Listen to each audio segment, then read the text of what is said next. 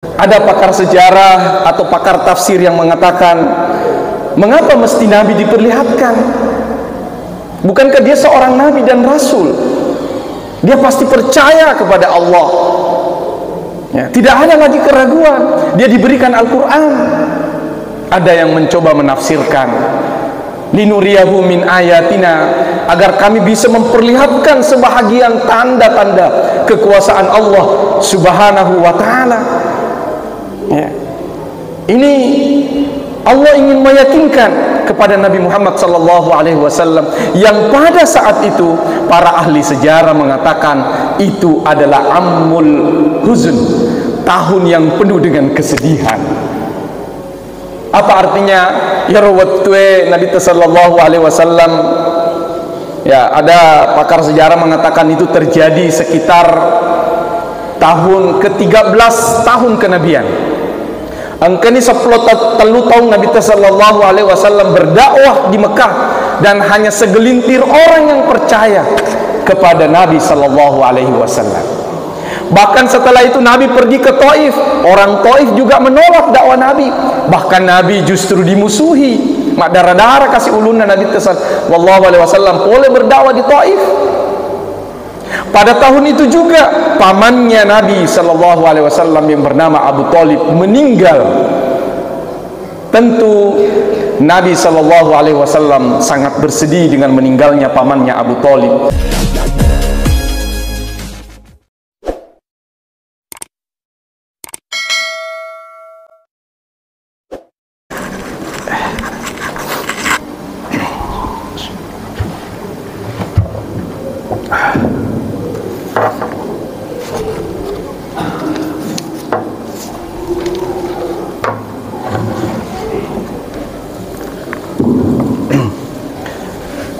Bismillahirrahmanirrahim. Assalamualaikum warahmatullahi wabarakatuh. Alhamdulillah, alhamdulillahilladzi arsala rasulahu bil huda wa dinil haqq liyuzhirahu 'ala ad-din kullih walau karihal musyrikun walau karihal kafirun walau karihal munafiqun. Wassalatu wassalamu ala ashrafil anbiya'i wal mursalin sayyidina wa habibina wa maulana Muhammad wa ala alihi wa sahbihi ajma'in, amma ba'd. Faqad qala Allah ta'ala fi kitabihil karim, a'udzu billahi minasy syaithanir rajim, bismillahir rahmanir rahim.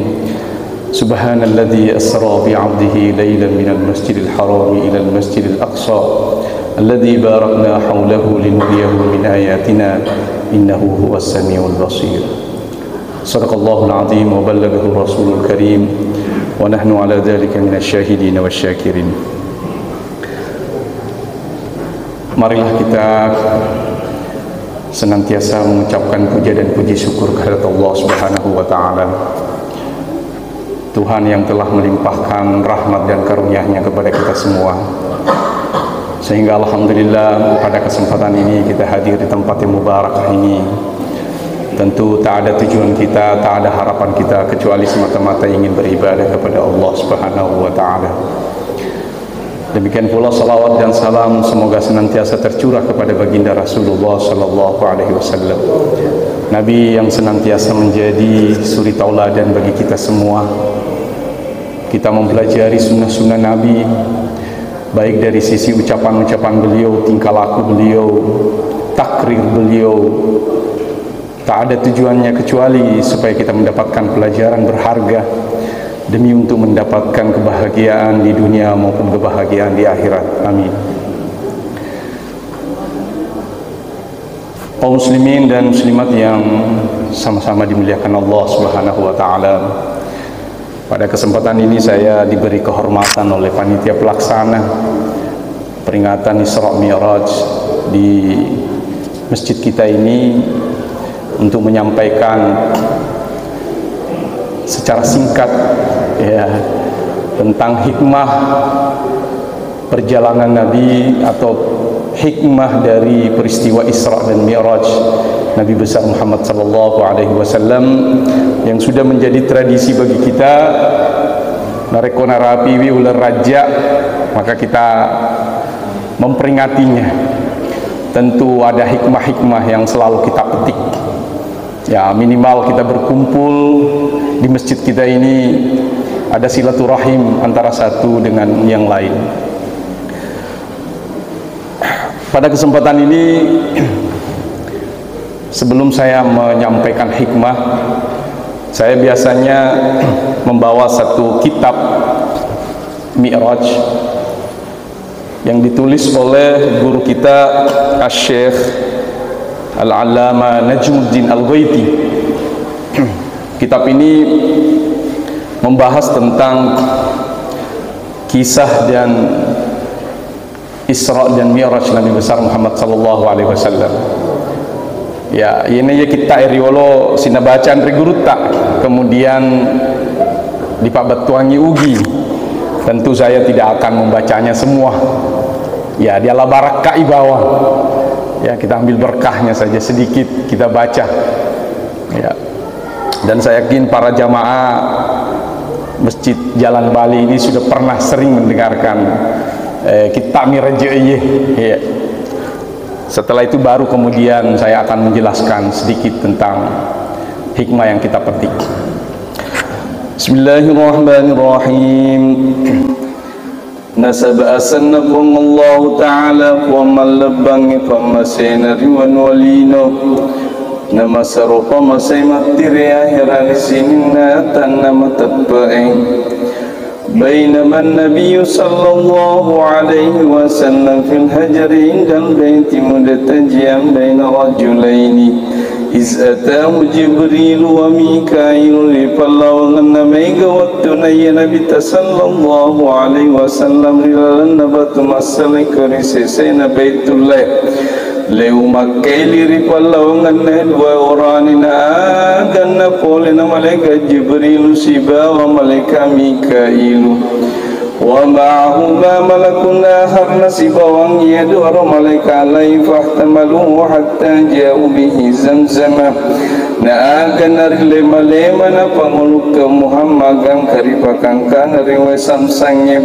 fastalakuhu ala zahri fatawallahu minhum Jibrilu na aga nari paling sekka na masalah kana panguluk ka Muhammad na inapa na maperenta naman na malaikat Jibrilu wa fi riwayatin furija saku baitina aga narampin itu andre guru ta pengaji hadis na aga nari sabona patong qabola na panguluk ka Muhammad fa nazal Jibril fa syaqqa min sugrati nahrihi ila asfali batnihi na aga nari pena mapamular yadana na lo magang karyawaninna summa qala lahu Jibril limikail laina pana malaikat Makkah dan malaikat Jibril lori malaikat Mikailu I'tini bizisti mimma zamzam apa boleh ngakakur menasabah sitasa kaima utahira qalbahu wa asyara sadrahu sarek wa mayupacinya tima pacinda panguluka Muhammad dan ya utajanya to ni arona fastakhraja qalbahu fakasalahu salasa maratin agan dari pesunati ma pacinda panguluka Muhammad naina panari wisakatal lumakuling فأفرغه في صدري وملأ حلما وعلما ويقينا وإسلاما كان رب الله نري أرمل بنا فملك محمد naina panar liseketoni nyamakinina wananya padisengan dan nya atenton dan nia selengan وكان عند ابن سعد كان ربنا توان دغورتا انا ورني سعد نيا ملائكة جبريل سبا وملائكة ميكائيل Mereka sibawa penguluk ke Muhammad sallallahu alaihi wasallam dalam jokal lalangan fasaru hatta balagu ardan zatan ahlina kan launa menandro gangkata kadapin sedita sanatana silimbo naruntuni sedidara dara koroma.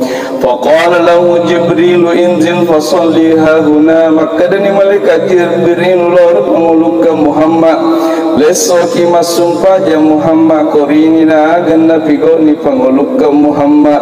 Summa rakiba faqala lahu Jibril wa tadri aina sallaitana ina pasimak kutana malaikat Jibril penguluk Muhammad tisamu katega kimon masumpa ja dendre. Faqala la. Maka de penguluk Muhammad de kuisangi qala sallaita bi Taibah masumpa ja kida sangi Taibah. Wa ilaiha al muhajir qaniru manan roon ke Allah ke dapurata. Fantalang kalburong ku yahwi bihina gandalauna burai matundur-tundurna patepe geregi sifat kita mata ulunna. Faqala lahu Jibril indil fasalli. Maka si malaikat Jibril pengulukta ya Rasulullah lepagi masumpa jakorinina ganna pegoni penguluk Muhammad sunnai sumarakibanaina panamatuna ngepengem. Faqala lahu Jibril atadri aina sallaita. Makutana si malaikat Jibril tisamuga Muhammad tega kimur masumpa jadendre. Qala la. Qala sallaita bimi'ati min syajarati Musa. Masumpa jakida senye kota madian koni romanan roajuk kajunna Nabi Musa. Fantalagal buraku yahwi bihina dan nalauna burai matundu-tundu napat tepagari gaji nasibak kita mata ulunna. Faqala lahu Jibril indil fasalli hahuna. Penguluk Muhammad lesoki masumpaja korini dan Nabi goni penguluk Muhammad sumarakibanain apa namatuna ngepengem. Qala lahu atadri aina sallaita. Makutana si malaikat Jibril tisamuga Muhammad tiga kimono masumpaja dendre. Qala la. Qala sallaita bituri Sina haitsu kallama Allah Musa. Mapebali si malaikat Jibril masumpada kida senge bukit Tursina kodi menan ron maka dadan Allah Ta'ala sibawa Nabi Musa. Summa balaga ardan fabadat lahu buzur syamina. Kanalah pengulukan Muhammad kan kata kadapi nasi tanah silimbo naruntuni harus salah sana tanah syami. Faqala lahu Jibril indil fasalli hahuna. Maka si malaikat Jibril lesoki masumpa ja Muhammad korini. Fafa'ala summa rakibana figoni pengulukan Muhammad naina pasimatuna ngepengem. Fantalakal buraku yahwi bihi ganna launa burai matundru. Naya malaikat Jibril masairi atan malaikat Mikail masairi abiona. Faqala lahu atadri aina sallaita tisamuga Muhammad tega kimur masumpa jadendre. Qala la. Makutana makribali si penguluk Muhammad dek wisangi. Qala sallaita bi baiti lahmin haitsu ulida Isa ibn Maryam. Masumpada kida senge baitul lahmin bola juku onron risesena jajange Nabi Isa alaihi salam. Summa saruna inapana nalosi penguluk Muhammad gang kata kadapina sediwa uang. Summa adala qawmin tardahu rusan kullama rudihat sa'adat kama kanat. Na inapana na rumput sediwa uang direppa-reppa ulunna tungka pura direppa ulunna. Adat kama kanat mulipingat pada tosaha ulu tapura reppa wala yufattaru anhum min zalika na dedi papetungang menan recede pacalanna. Faqala ya Jibril wa malaikat Jibril man haulai ni gamanan dirappa-rappa ulunna na tungka pura si dirappa ulunna mulis pingat pada tosaha ulu tapura rappa qala haulai alladhina tatasakalu ru'usahum 'anis salatil maktubah. Yana menandro umat Muhammad matana ulun napigo isumpa jalli mawatwe. Ya, alhamdulillah. Kaum muslimin dan muslimah yang dimuliakan Allah Subhanahu wa taala. Persoalan Isra dan Mi'raj ini adalah satu hal yang sangat jelas di dalam Al-Qur'an. Sebagaimana yang saya bacakan dan dibaca oleh qari tadi kita. Subhanalladzi asra bi 'abdihi. Ayat ini pertama diawali dengan kata subhana. Kata subhana bermakna maha suci Allah Subhanahu wa taala. Kalau kita lihat di dalam kamus, maka kata subhana ini berasal dari kata sabaha yang bermakna berenang. Biasa kita minta nange, pedek nange, pedek mabele pula diondrol lupa nah. Artinya dia semakin menjauh. Maka kata subhana, ketika kita mengucapkan kata subhana menurut bahasa, maka kita menjauhkan Allah Subhanahu wa taala dari berbagai sifat-sifat yang memang tidak pantas untuk Allah Subhanahu wa taala. Itulah salah satu makna mensucikan Allah. Kemudian kata subhana juga ini bermakna membersihkan diri. Ya, tadi kita lihat orang yang berenang, maka tentu orang yang berenang salah satu tujuannya adalah ingin mensucikan diri.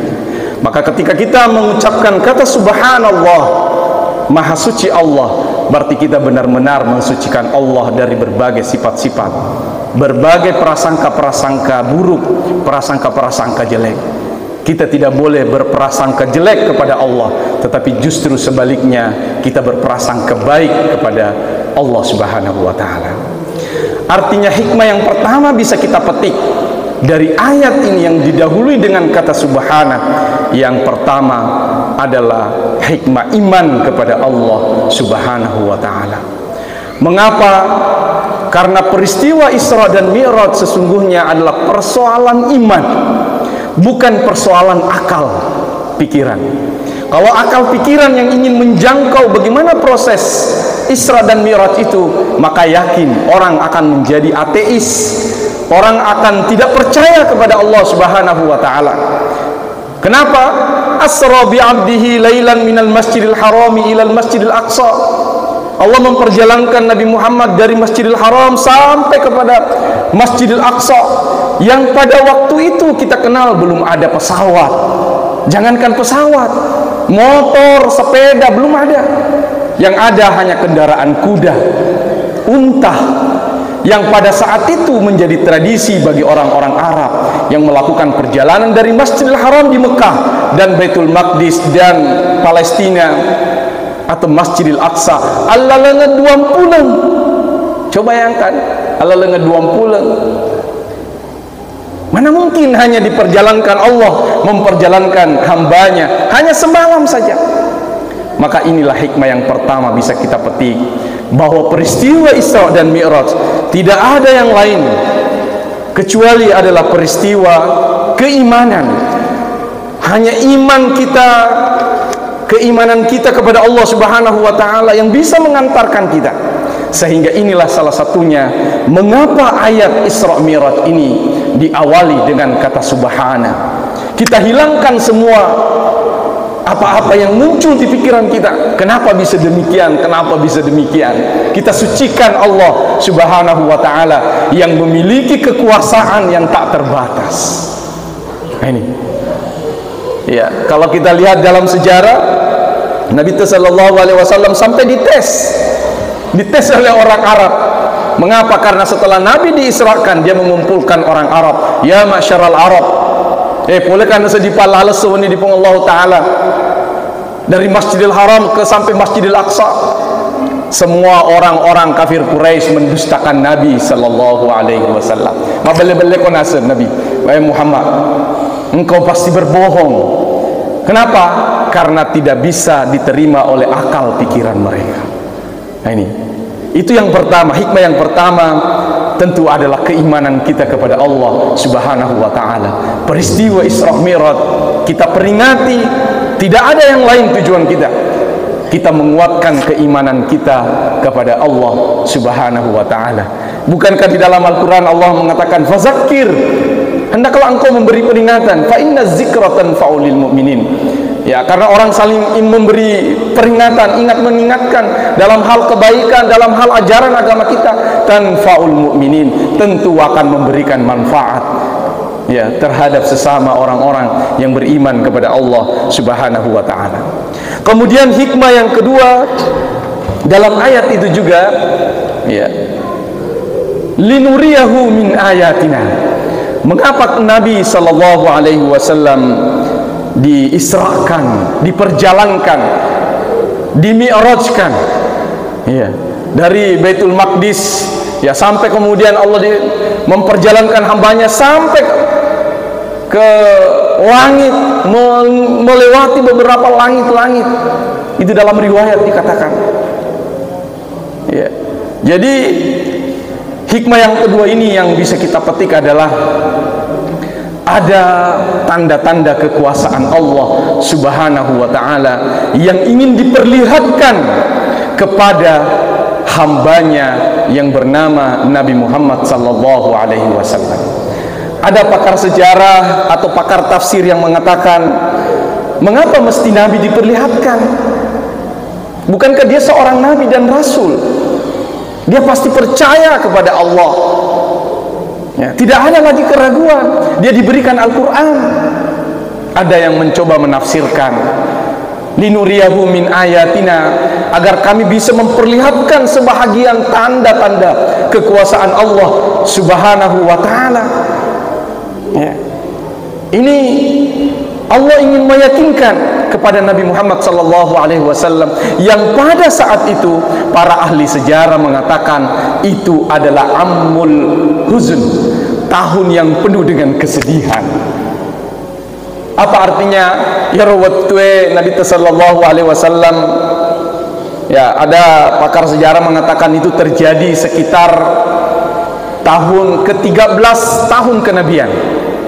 Angkani 10 tahun Nabi sallallahu alaihi wasallam berdakwah di Mekah dan hanya segelintir orang yang percaya kepada Nabi sallallahu alaihi wasallam. Bahkan setelah itu Nabi pergi ke Taif, orang Taif juga menolak dakwah Nabi. Bahkan Nabi justru dimusuhi. Mak darah-darah kasih ulunna Nabi sallallahu alaihi wasallam boleh berdakwah di Taif. Pada tahun itu juga pamannya Nabi sallallahu alaihi wasallam yang bernama Abu Thalib meninggal. Tentu Nabi sallallahu alaihi wasallam sangat bersedih dengan meninggalnya pamannya Abu Thalib. Maka ya Abu Thalib ye bisa dikatakan pahlawa arona Nabi sallallahu alaihi wasallam. Dia penjaganya Nabi. Sepeninggal kakeknya Nabi Abdul Muttalib, siapa yang memeliharanya? Tak ada yang lain kecuali pamannya Abu Thalib. Mega boro amurena Nabi sallallahu alaihi wasallam nek kiala tokna, siapa yang dipercaya? Tidak ada yang lain kecuali dengan Abu Thalib. Nabi juga sangat bersedih ketika itu karena ada riwayat yang mengatakan Abu Thalib meskipun melindungi Nabi sallallahu alaihi wasallam nek kia idenul lekuade kalimat syahada, denul lekuade kalimat la ilaha illallah di akhir hayatnya. Sehingga ada penafsiran yang mengatakan bahwa salah satu ayat Al-Quran yang mengatakan innaka la tahdi man ahbabta, wahai Muhammad, engkau tidak bisa memberikan hidayah kepada seseorang meskipun itu keluarga terdekatmu, meskipun itu orang yang sangat engkau cintai. Nareko demetonelo na degaga hidayah oleh Allah Ta'ala, maka dia tidak akan mendapatkan hidayah sama sekali. Itulah yang membuat Nabi SAW sangat sedih karena mulai dari sejak kecil dipelihara oleh pamannya Abu Thalib. Nantilah Nabi berpisah rumah setelah Nabi menikah dengan Siti Khadijah. Kemudian yang kedua, kenapa dikatakan tahun yang penuh dengan kesedihan? Karena tahun itu juga meninggal istri pertama Nabi, yaitu Siti Khadijah. Seorang wanita kaya, seorang janda yang dikawini oleh Rasulullah sallallahu alaihi wasallam, menjadi penopang dari dakwah Rasulullah sallallahu alaihi wasallam. Ada riwayat yang mengatakan bahwa Siti Khadijah ini begitu kayanya, ya. Ada yang mengatakan sepertiga dari harta kekayaannya orang Mekah adalah harta kekayaannya Siti Khadijah. Semuanya habis digunakan untuk mendanai dakwah Rasulullah sallallahu alaihi wasallam di Mekah. Nabi pernah menangis melihat pakaiannya Siti Khadijah. Magine tari ang kasaplo patit panna dasterna Siti Khadijah. Kenapa Nabi menangis? Karena Nabi mengingat bahwa Siti Khadijah dulu adalah seorang wanita yang sangat kaya raya. Ya, tetapi setelah mendampingi Rasulullah sallallahu alaihi wasallam, harta kekayaannya semuanya disumbangkan. Nah, inilah pada tahun inilah seorang ulama yang memberikan penafsiran bahwa begitu sedihnya Nabi sallallahu alaihi wasallam pada tahun itu, maka seakan-akan muncul ungkapan, wahai Muhammad, jika seandainya penduduk bumi ini menolak engkau, menolak dakwahmu, maka penghuni langit akan menerima engkau. Itulah kemudian Nabi sallallahu alaihi wasallam diperjalankan, yang kita yakini bahwa perjalanan Nabi Isra dan Mi'raj Nabi Muhammad sallallahu alaihi wasallam ya bukan hanya bersifat batiniah tetapi juga bersifat lahiriah. Itulah sebabnya waktu saya bacakan tadi kisahnya ya Nabita sebelum melakukan perjalanan dibisai Nabita, dibedah Nabi sallallahu alaihi wasallam hatinya, dikeluarkan semua jika ada kotoran-kotoran. Artinya sebelum Nabi diberangkatkan, Nabi sallallahu alaihi wasallam dibersihkan terlebih dahulu. Ini tentu menjadi hikmah bagi kita. Nareko engka melok dipigo di jama-jamang mape paci-paci kidolo dipapacingi aleta majinne kidolo keperlu cemme kidolo. Begitu juga ketika orang pergi musafir, ketika dia pulang musafir, boleh di Makassar, boleh di Tega, letuki di Bolata, cemme-cemme kidolo. Kita membersihkan diri. Ini sunnah Nabi sallallahu alaihi wasallam. Ya, jadi di situ Nabi disucikan lahir dan batin. Ya. Kata Imam Al-Ghazali, ini bersuci itu ada 4, kata Imam Al-Ghazali. Ya, kita membersihkan lahir dan batin ini, ya, anggota tubuh kita ini harus bersih. Pura kiteme ma bisa ki. Ya, kita usah habis buang air besar. Wanita yang haid, wanita yang nifas, ya, membersihkan. Itu lahiriah kita. Ya, kemudian yang kedua, tathhirul jawahir. Kata Imam Al-Ghazali, kita membersihkan anggota badan kita ini jauh dari perbuatan-perbuatan yang bisa merusak, perbuatan-perbuatan yang bisa mengakibatkan kita berdosa. Ya, tangan kita ini jauh dari menyakiti orang, memukul orang. Kaki kita ini jauh dari, ya, jadi sudah bersih dari secara lahiriah. Kemudian bersih juga tangan kita aman, anggota tubuh kita aman dari orang lain. Anggota badan kita tidak pernah menzalimi orang lain, maka itu juga satu kesucian. Kemudian yang ketiga, tathhirul qalbi, kata Imam Al-Ghazali. Macak mana nih rodua lahirnya, barulah masuk ke hati kita, batin kita, tathhirul qalbi. Ya, kita bersihkan hati kita dari seluruh penyakit-penyakit jiwa. Ya, kita bersihkan dari penyakit dengki, hasud, marah, bermusuhan. Ya, nareko mesu mana nih ya rodi lalena leta. Tidak ada lagi perasaan dengki, tidak ada lagi. Semuanya kita serahkan hanya kepada Allah Subhanahu wa taala. Apapun yang kita terima, maka itu kita anggap sebagai ujian dan cobaan. Ya, kata Imam Al-Ghazali, itu sudah kita bersih secara batiniah, secara lahiriah. Dan yang keempat, kata Imam Al-Ghazali, ini yang paling tinggi. Ya. Tathhirus sirri amma siwallah. Dia membersihkan rahasianya. Ya, amma siwallah, tidak ada lagi di dalam dirinya kecuali hanya semata kepada Allah Subhanahu wa taala. Ini kata Imam Al-Ghazali, posisi yang keempat ini adalah posisi para nabi dan para siddiqin. Nah, jadi kita, kalau kata Imam Al-Ghazali, ini bisa kita sampai kepada yang tahapan bersih secara lahiriah dan batiniah ini pada posisi yang keempat, tetapi setelah kita melewati dari posisi yang pertama, kedua dan ketiga, bersih secara zahir, bersih secara rangka tubuh kita dan bersih secara batin kita. Maka tentu dengan membersihkan lahir dan batin ini, salah satunya adalah kita banyak berzikir kepada Allah Subhanahu wa taala. Apakah kita beristighfar, kita membaca tahlil, kita membaca tahmid, tasbih dan sebagainya. Ya. Kaum muslimin dan muslimah jamaah yang dimuliakan Allah Subhanahu wa taala. Jadi Nabi SAW tadi setelah dibersihkan, barulah kemudian dia diberangkatkan. Ya. Linuriyahu min ayatina. Hikmah yang kedua, Nabi ingin menyampaikan kepada kita bagaimana kekuasaan Allah Subhanahu wa taala. Ya. Ini kalau kita lihat dalam beberapa riwayat-riwayat, Nabi berjumpa dengan para malaikat. Ya. Ada dipitangi di punggung Allah taala. Ya Nabi sallallahu alaihi wasallam naita ya malaikae engkamana pakasiwian dari Allah taala. Semuanya mereka memiliki ibadah-ibadah yang khusus kepada Allah. Ada yang dilihat oleh Nabi, dia hanya berzikir kepada Allah. Tidak ada yang dilakukan malaikat ini kecuali hanya berzikir. Ada yang hanya ruku saja. Baik, minta maaf.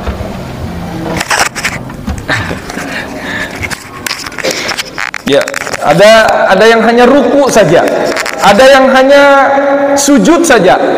Dia sujud, dia ruku. Ada yang hanya muhallilina wa mukabbirina wa musallimina. Ada malaikat yang hanya bertakbir, ada yang memberikan salam, ada yang bertahlil.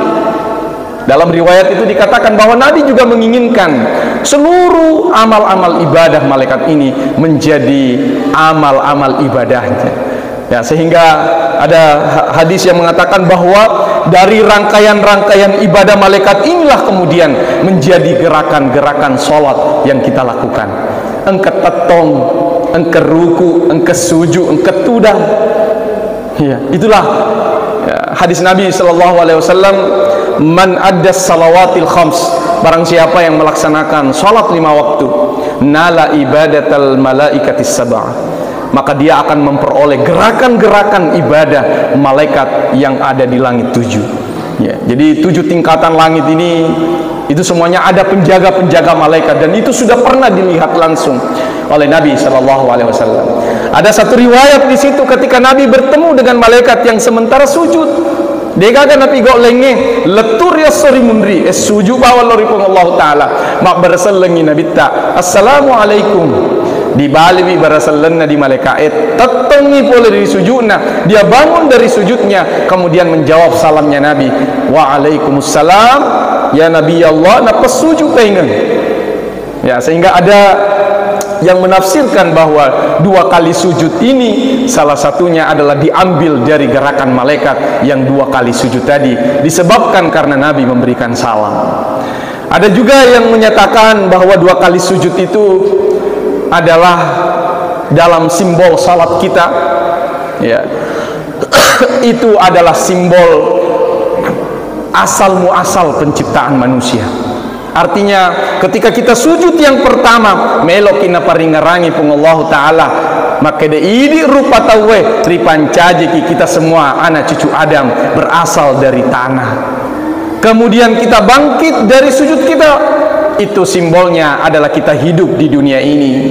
Sehingga doa yang kita baca di antara duduk di antara 2 sujud, coba kita lihat, Rabbi ghfirli warhamni wajburni warfa'ni warzuqni wahdini wa'afini wa'fu anni.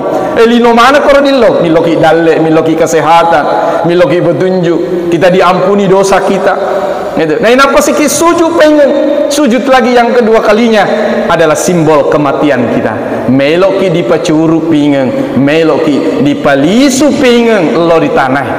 Kemudian kita duduk kembali, artinya satu saat manusia semuanya akan mati, alam ini semuanya akan hancur, terjadi kiamat, maka kembali akan dibangkitkan oleh Allah Subhanahu wa Ta'ala. Sehingga ketika kita posisi duduk bertasyahud, asyhadu alla ilaha illallah, diitani aleta, kita sementara berada di padang mahsyar dan sementara bersaksi kepada Allah Subhanahu wa Ta'ala. Itu salah satu bentuk penafsiran dari beberapa gerakan-gerakan sholat yang kita lakukan. Linuriyahu min ayatina. Allah Subhanahu wa taala ingin memperlihatkan kekuasaannya. Dalam perjalanan Nabi tadi sebahagian ada beberapa sebahagian yang saya sampaikan. Nabi diperlihatkan ada orang yang disiksa, direpak-repak ulunnya. Pura si direpak ulunna, muli si pingang ulu tepura repak makutana Nabi ta igero nasenge malaikat Jibrilu, maka dia nasa umma Muhammad makutup pigo sumpah jal 5 waktu. Ya akal ya barakena. Jadi megalada akal ibarakan naita Nabi ta sallallahu alaihi wasallam. Angkaton nita Nabi ta yazrauna fi yawmin wa yahsuduna fi yawmin. Nita Nabi ta akal rapangang bara natanang ni asena ri asoy, dia menanam hari itu, kemudian pada hari itu juga dia memetik dari hasil tanamannya. Siapakah mereka wahai Jibril? Mereka itulah umatmu al-mujahiduna fi sabilillah. Mereka itulah orang-orang yang berjihad di jalan Allah Subhanahu wa taala. Bahkan Nabi sallallahu alaihi wasallam juga pada saat dia berjalan bersama dengan malaikat Jibril dan malaikat Mikail, wajada rihan thayyibah, Nabi menemukan wangi yang sangat-sangat semerbak. Mau bau lada, malaikat Jibril bawa aga ye, mana mau bau lada? Belum pernah saya mencium bau wangi yang seperti ini, kata malaikat, kata Nabi sallallahu alaihi wasallam. Apa jawabannya?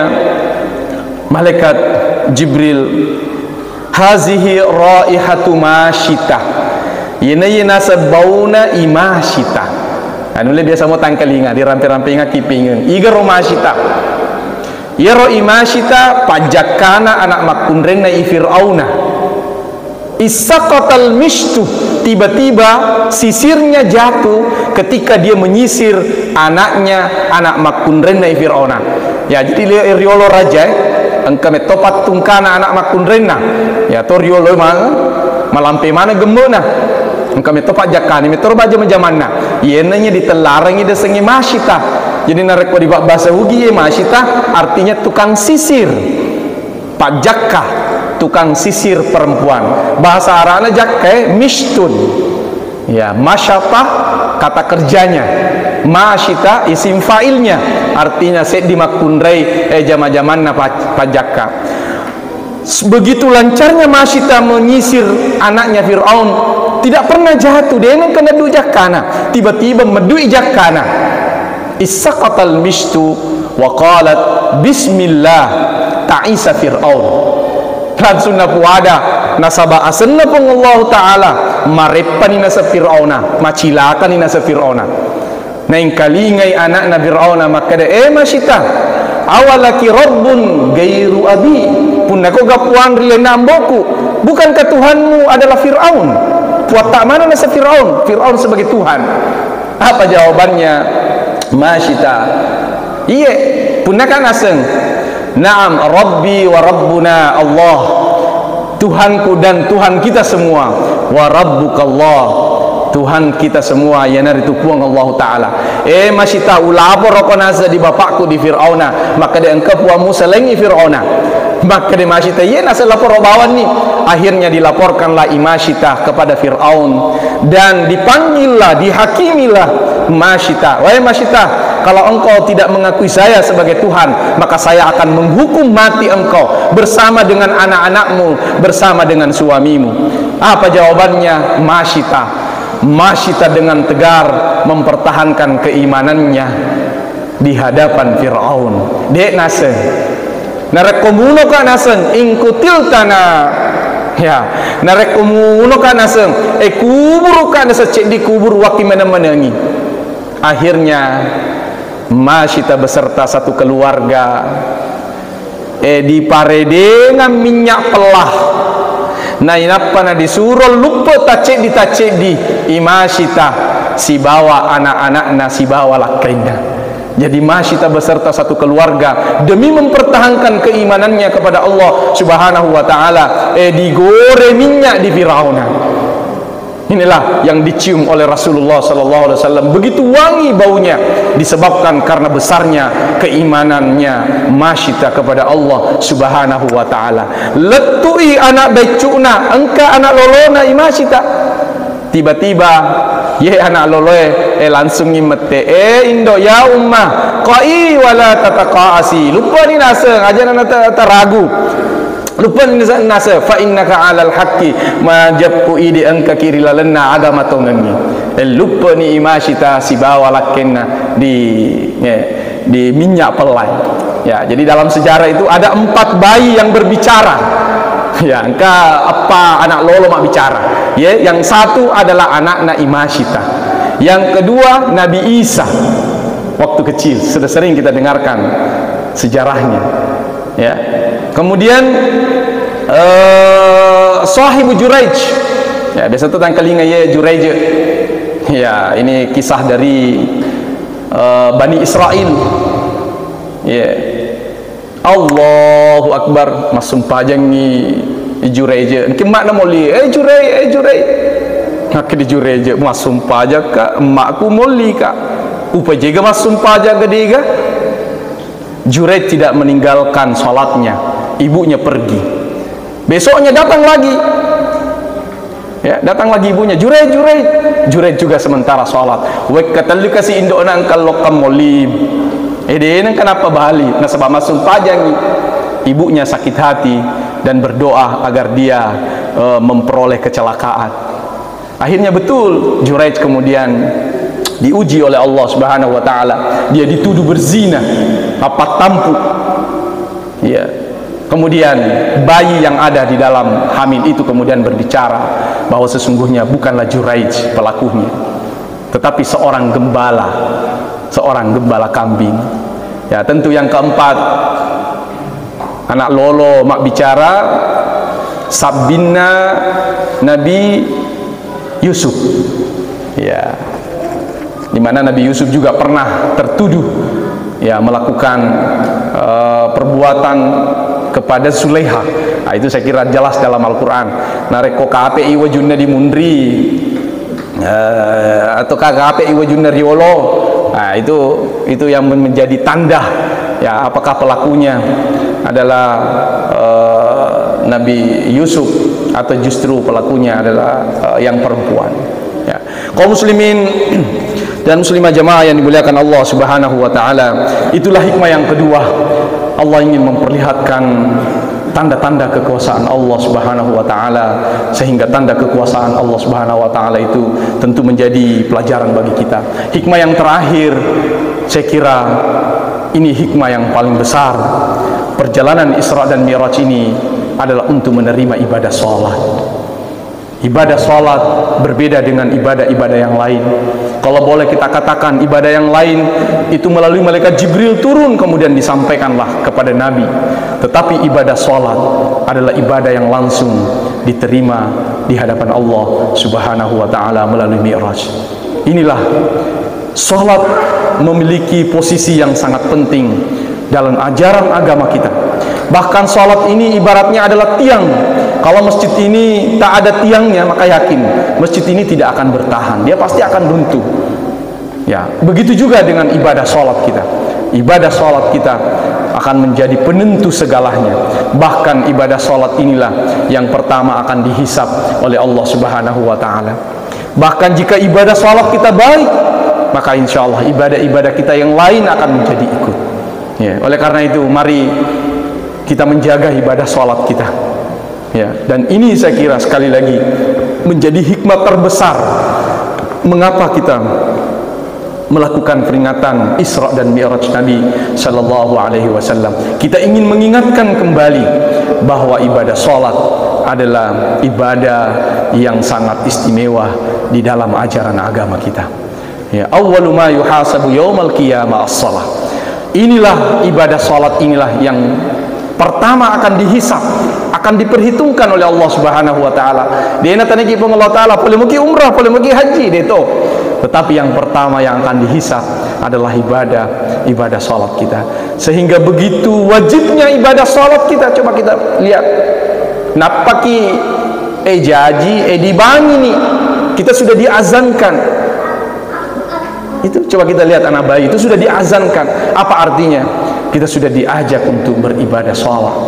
Ketika kita meninggal, kita juga disolati.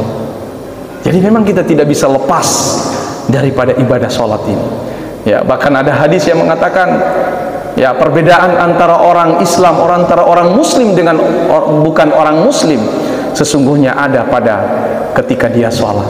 Ketika dia tidak sholat, maka sesungguhnya dia masuk kategori orang-orang yang tidak lagi sempurna keimanannya dan keislamannya kepada Allah Subhanahu wa Ta'ala. Saya kira inilah yang sempat saya sampaikan, ya, yang terkait. Tentu perjalanan Isra dan Mi'raj ini sesungguhnya panjang sekali kalau kita ingin membahas satu demi satu, ya, tetapi karena kita terbatasi oleh waktu, saya kira inilah yang sempat saya sampaikan. Lebih dan kurangnya mohon dimaafkan. Akhirul kalam, subhanakallahumma bihamdik, asyhadu an la ilaha illa anta, astaghfiruka wa atubu ilaik. Innallahi musta'an wa ilaihi qasdus sabil. Wassalamualaikum warahmatullahi wabarakatuh.